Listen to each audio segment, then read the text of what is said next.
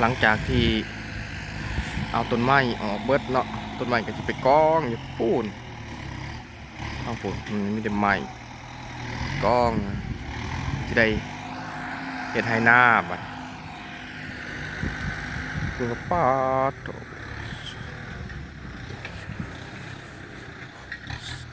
100 กว่าเมตรก็พอ200 เมตร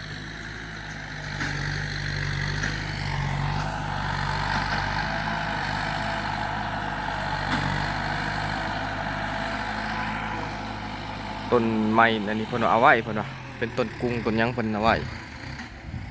ต้นดูนจิกเพิ่นเอาไว้เจ้าของนาเพิ่นบอกว่าเอาไว้เลยบ่ได้เอาลงให้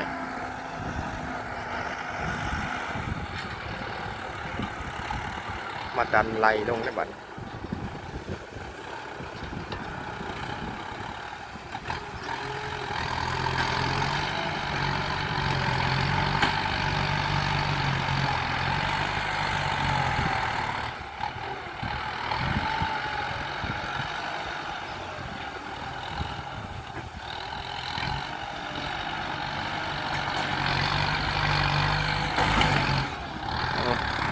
ตีต่อแล้ว